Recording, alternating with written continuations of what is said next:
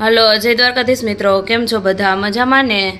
જો આપણે બનાવવાનું છે આજે ગુવાર અને બટેટાનું શાક, પણ એકદમ અલગ રીતે બનાવવાનું છે. તો તમે વિડીયોમાં છેલ્લે સુધી બન્યા રહેજો અને કઈ રીતે બનાવીએ છીએ તે જોવા માટે રેસીપીને પૂરી ફોલો કરજો. તો સૌથી પહેલાં આપણે આ ગુવારના આવડા નાના ટુકડા કરી લીધા છે અને બટેટાને પણ આ રીતે આપણે સુધારી લીધા છે. અને સાથે શાક બનાવવા માટે આપણે લીધું છે આ મિક્સ ચવાણું, આ છે સિંગ ભજીયા અને આ છે ગાંઠિયા. તો ચાલો રેસીપી શરૂ કરીએ. હવે સૌથી પહેલાં આપણે ચવાણું, ગાંઠિયા અને સિંગ ભજીયાને મિક્સરમાં નાખી અને તેનો ભૂકો કરી લેશું. તો આ રીતે આપણે તેને મિક્સરમાં ક્રશ કરી લીધું છે. તમે તેને ખાંડણીમાં પણ કરી શકો. પછી આપણે તેલ ગરમ કરવા મૂકી દીધું છે. તો ગુવાર અને બટેટાને આપણે તેમાં તળી લેશું.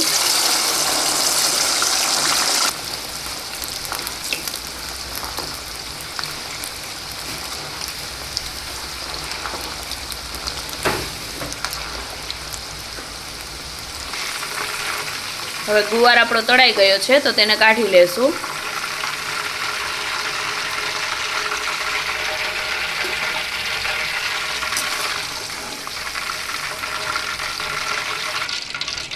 ને બટેટાને પણ આપણે આ જ રીતે તળી લેશું.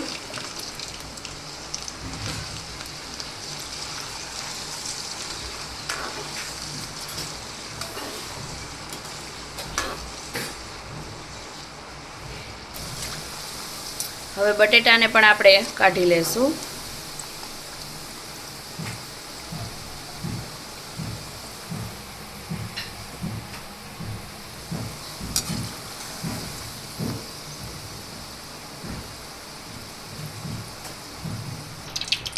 હવે આપણે શાક વઘારવાનું છે તો એના માટે તેલ ગરમ કરવા મૂકી દીધું છે. ગરમ થાય એટલે સૌથી પહેલાં આપણે તેમાં રાઈ એડ કરી દઈશું. રાઈ ફૂટી જાય પછી આપણે તેમાં જીરું નાખી દઈશું.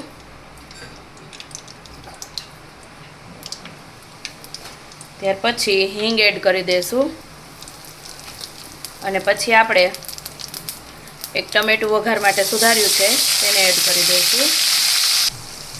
હવે આપણે તેમાં બધા મસાલા એડ કરી દઈશું. અડધી ચમચી જેટલી હળદર, ચપટી ગરમ મસાલો, ધાણા જીરું પાવડર, સ્વાદ પ્રમાણે મીઠું નાખી દઈશું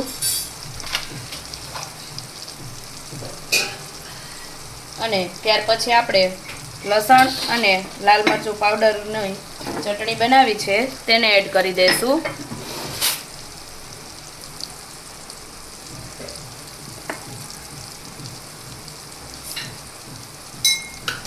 હવે બધા મસાલાને સારી રીતે મિક્સ કરી લેશું.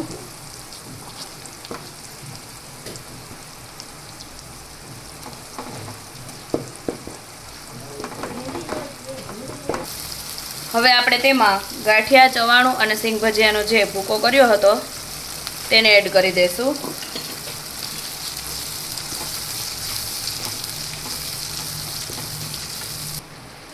હવે આપણે તેમાં જે ગુવાર અને બટેટા તળ્યા હતા તેને એડ કરી દઈશું અને મિક્સ કરી લેશું.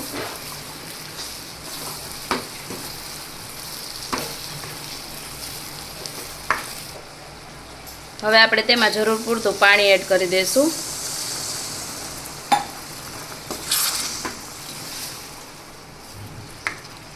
અને પછી તેને ઢાંકીને 3 થી 4 મિનિટ માટે ચડવા દેશું.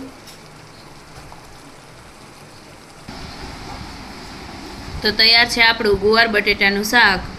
એકદમ નવીન રીતે અને ખૂબ જ ટેસ્ટી બની અને તૈયાર થાય છે. તો એકવાર જરૂરથી ટ્રાય કરજો. વિડીયો ગમે તો લાઈક કરજો, શેર કરજો અને ચેનલમાં નવા હોય તો સબસ્ક્રાઈબ કરવાનું ના ભૂલતા.